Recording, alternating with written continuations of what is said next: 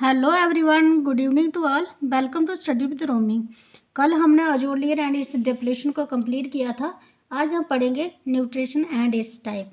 तो जैसे कि आपको पता है कि न्यूट्रिशन हमारी बॉडी के लिए कितनी इंपॉर्टेंट है। ठीक है, न्यूट्रिशन अगर हमारी बॉडी में नहीं होगी तो इसकी डेफिशिएंसी की वजह से हमें अलग अलग टाइप की डिजीज़ हो जाएंगी और जो हमारी बॉडी में जो एनर्जी है वो नहीं रहेगी। तो इसको हम दो टाइप से क्या करते हैं, दो तरह से कंज्यूम करते हैं। एक होता है माइक्रोन्यूट्रेंट, एक होता है माइक्रोन्यूट्रेंट, दूसरा होता है मैक्रोन्यूट्रेंट। एक होता है माइक्रोन्यूट्रेंट और दूसरा होता है मैक्रोन्यूट्रेंट। अब हम इसको कैसे आइडेंटिफाई करेंगे कि माइक्रो कौन सा है और मैक्रो कौन सा है। ठीक है, माइक्रोन्यूट्रेंट वो न्यूट्रेंट होते हैं जिनको हम क्या करते हैं, एमजी में कंज्यूम करते हैं। ठीक है, जिसको हम क्या करते हैं, एमजी में कंज्यूम करते हैं, कंज्यूम इन एमजी। जिसको हम एमजी में कंज्यूम करेंगे वो क्या होंगे, वो माइक्रोन्यूट्रेंट होंगे। और जिनको हम कंज्यूम करेंगे ग्राम्स में, जिनको हम ग्राम्स में कंज्यूम करेंगे वो क्या होंगे, वो होंगे मैक्रो न्यूट्रेंट होंगे। ठीक है, तो इसमें हम सबसे पहले क्या पढ़ेंगे, सबसे पहले हम पढ़ेंगे कार्बोहाइड्रेट के बारे में। कार्बोहाइड्रेट के बारे में पढ़ेंगे। जो कार्बोहाइड्रेट है इसका कॉमन नाम क्या है, जो इसका कॉमन नेम है, इसका कॉमन नेम है शुगर। शुगर इसका क्या है, कॉमन नेम है। ठीक है, और ये हमारी बॉडी को कितनी चाहिए होती है, हमारी नॉर्मल बॉडी को पर डे कितनी चाहिए, ये चाहिए पर डे चाहिए हमें कितनी, 300 grams per day normal body.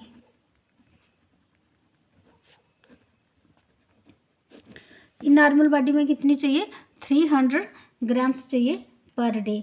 ठीक है, तो मतलब ये क्या है, ये एक मैक्रो न्यूट्रेंट है। ठीक है, सेकंड हम पढ़ेंगे फैट के बारे में।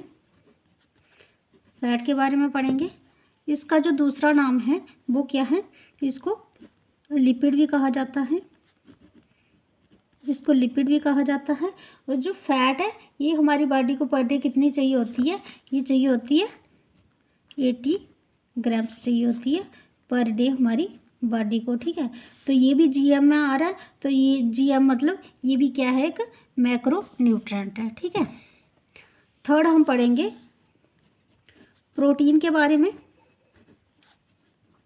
प्रोटीन के बारे में पढ़ेंगे। प्रोटीन को क्या कहा जाता है, इसका जो दूसरा नाम है वो क्या है, वो है पॉलीपेप्टाइड। इसको पॉलीपेप्टाइड के नाम से भी जाना जाता है, इसको पॉलीपेप्टाइड के नाम से भी जाना जाता है। और जो प्रोटीन है ये अडल्ट में कितनी चाहिए होती है, 0.8 ग्राम चाहिए होती है केजी के हिसाब से। ठीक है, पहले वेट देखा जाता है कि उसका जो वेट है वो कितना है और उसी हिसाब से उसको क्या चाहिए होती है, प्रोटीन चाहिए होती है। ठीक है, प्रोटीन जो है ये अडल्ट में कितनी चाहिए, अडल्ट में चाहिए 0.8 ग्राम पर केजी के हिसाब से। ठीक है, 0.8 ग्राम पर केजी के हिसाब से। ठीक है, और ये सबसे ज़्यादा किस में चाहिए होती है, सबसे ज़्यादा चाहिए होती है चाइल्ड में, बच्चों में ये सबसे ज़्यादा चाहिए होती है। कितनी चाहिए होती है, 2 ग्राम पर केजी के हिसाब से ये चाहिए होती है। ठीक है, उसके बाद है विटामिन। फोर्थ नंबर पे पढ़ेंगे विटामिन के बारे में। ये मैंने आपको पढ़ा दिया, ये कंप्लीट हो गया। जो विटामिन है ये हमें किस में चाहिए होती है, ये हमें माइक्रो में चाहिए होती है। ठीक है, विटामिन हमें माइक्रो में चाहिए होती है, मतलब कि ये हमें एमजी में हम इसको कंज्यूम करते हैं। लेकिन इसमें एक एक्सेप्शन है। एक्सेप्शन क्या है, इसमें जो एक्सेप्शन है वो क्या है कि जो विटामिन सी है, विटामिन सी जो है ये हमें किस में चाहिए, ये हमें जीएम में चाहिए होती है। ठीक है, मतलब ये क्या है, एक मैक्रो न्यूट्रेंट है, ठीक है। विटामिन सी जो है ये हमें मैक्रो न्यूट्रेंट है, जीएम में चाहिए होती है, और जो बाकी विटामिन्स हैं वो हम किस में कंज्यूम करते हैं, वो हम करते हैं माइक्रो में, ठीक है, एमजी में हम उसको कंज्यूम करते हैं, ठीक है। उसके बाद है मिनरल्स के बारे में पढ़ेंगे, ठीक है। उसके बाद पढ़ेंगे हम 5th लिख लेते हैं, मिनरल्स के बारे में पढ़ेंगे। मिनरल्स में हम कैल्शियम, आयरन एटसेट्रा के बारे में स्टडी करेंगे, ठीक है। कैल्शियम के बारे में, आयरन एटसेट्रा के बारे में हम स्टडी करेंगे। तो चलो लिख लेते हैं। फर्स्ट हम पहले पढ़ेंगे कार्बोहाइड्रेट के बारे में। कार्बोहाइड्रेट के बारे में पढ़ेंगे हम। जो कार्बोहाइड्रेट के जो एलिमेंट्स है वो क्या क्या हैं, carbon, hydrogen,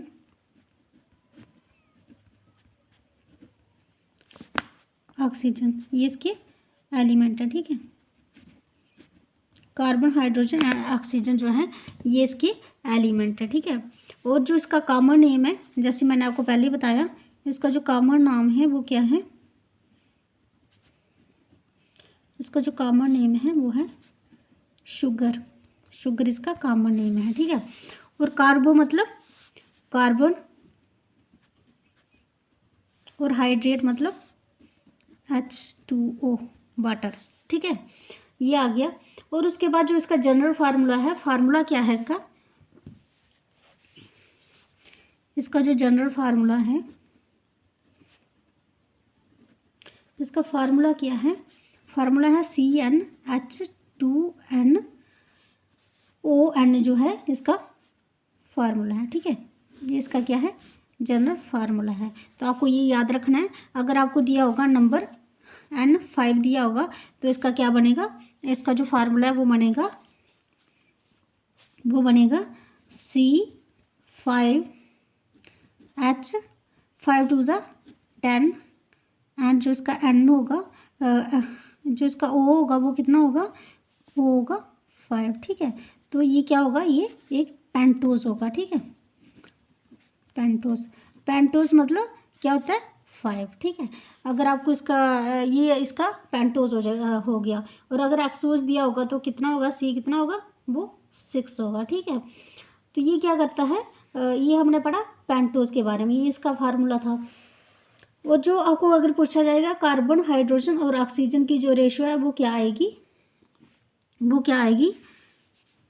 carbon, hydrogen, oxygen की जो आएगी वो क्या आएगी, 1:1 जो है ये इसकी रेशो आएगी। और उसके बाद है जो एक्सोज, जैसे मैंने आपको बोला एक्सोज का मतलब क्या होता है कि जो C है वो 6 आएगा, ठीक है। एक्सोज इसमें क्या होगा, जैसे N6 दिया होगा तो इसका जो फार्मूला वो कितना आएगा, C6 आएगा, और H कितना आएगा, 6 2 ज़ा 12 आएगा, और जो O होगा वो 6 आएगा। ये किसका, एक्सोज का फार्मूला है, ठीक है। उसके बाद पढ़ेंगे कि इसका फंक्शन क्या है, ये काम क्या करता है। इसका काम है हमारी बॉडी को एनर्जी प्रोवाइड करना, ठीक है। ये क्या करता है, हमारी बॉडी को एनर्जी प्रोवाइड करता है। अब हम पढ़ेंगे जो इसका स्मॉलेस्ट यूनिट है, स्मॉलेस्ट यूनिट ऑफ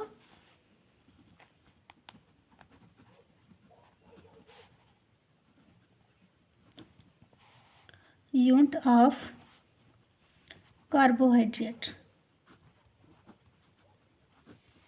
जो कार्बोहाइड्रेट का जो स्मॉलेस्ट यूनिट है, जो सबसे छोटा यूनिट है वो क्या है, वो है ग्लूकोज, ठीक है। जो ग्लूकोज है वो क्या है, कार्बोहाइड्रेट का सबसे छोटा यूनिट है, ठीक है। ये इंपॉर्टेंट है, आपने याद रखने हैं। उसके बाद हम पढ़ेंगे टाइप्स ऑफ कार्बोहाइड्रेट, ठीक है। जो कार्बोहाइड्रेट है ये कितने टाइप्स का है, टाइप्स ऑफ कार्बोहाइड्रेट। जो कार्बोहाइड्रेट की टाइप्स हैं वो कितनी हैं, ये कितने हैं, ये 3 टाइप्स का है। कितने, 3 टाइप्स का है ये। इसमें सबसे पहले आएगा वो क्या आएगा, मोनोसैक्राइड,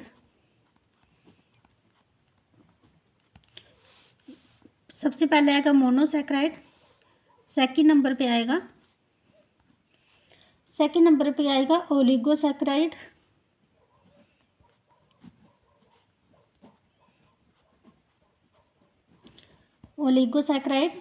और थर्ड नंबर पे क्या आएगा? पॉलीसैकेराइड।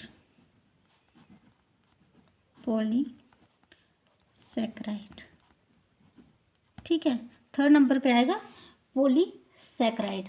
तो आज हम मोनोसैकेराइड को कंप्लीट करेंगे और फिर कल हम ओलिगोसैकेराइड और पॉलीसैकेराइड को भी कंप्लीट कर लेंगे। ठीक है, लिख लेते हैं हम मोनोसैकेराइड के बारे में। मोनोसैकेराइड, मोनो क्या होता है? मोनो का मतलब होता है सिंगल। ठीक है, मोनो का मतलब होता है सिंगल, और सैकेराइड का मतलब क्या होता है? मोनो आ गया सिंगल, और सैकेराइड का मतलब क्या आ गया? शुगर। ठीक है, सैकेराइड आ गया शुगर। मतलब मोनो का मतलब होता है सिंगल और सैकेराइड का मतलब शुगर। मोनोसैकेराइड वो होता है कि जिसको दोबारा ब्रेक नहीं किया जा सकता है। ठीक है, जैसे एग्जांपल आ गई इसकी, जिसको हम क्या कर सकते हैं? फर्दर ब्रेक नहीं कर सकते हैं। ठीक है, जिसको हम क्या कर सकते हैं? फिर से ब्रेक नहीं कर सकते हैं। इसकी जो एग्जांपल आ गई, जैसे कि ग्लूकोज है। ठीक है, ग्लूकोज को हम क्या करते हैं? फिर से इसको ब्रेक नहीं कर सकते हैं। और जो ग्लूकोज है ये क्या है? It is a type of hexose. It is a type of hexose. ठीक है, ये क्या है? एक्सोज की टाइप है। ठीक है, और एक्सोज मतलब C6 आएगा। ठीक है, इसका जो फार्मूला वो मैंने आपको बता दिया था, वो क्या है? C6H12O6 जो है वो क्या है? एक्सोज का फार्मूला है। ठीक है, और जो उसके बाद क्या है? जो फ्रक्टोज है वो भी क्या है? एक एक्सोज की ही टाइप है। ठीक है,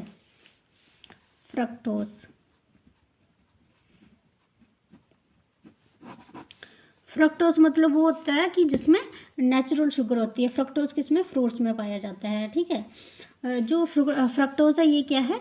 एक टाइप ऑफ एक्सोज है। ठीक है, ये भी किसकी टाइप है? एक्सोज की ही टाइप है। ठीक है, और जो स्मॉलेस्ट शुगर है, जो सबसे स्वीटेस्ट शुगर है, वो कौन सी है? वो फ्रक्टोज है। स्वीटेस्ट शुगर वो क्या है?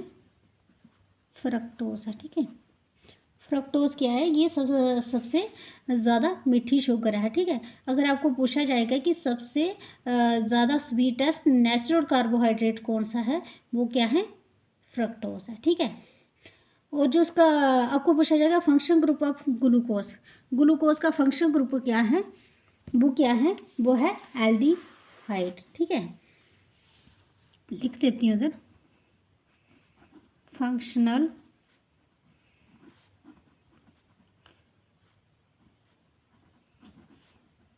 Group of glucose. जो ग्लूकोज का फंक्शनल ग्रुप है वो क्या है? एल्डिहाइड। एल्डिहाइड क्या है? इसका जो है फंक्शनल ग्रुप है। ठीक है, और जो फ्रक्टोज है इसका फंक्शनल ग्रुप क्या है?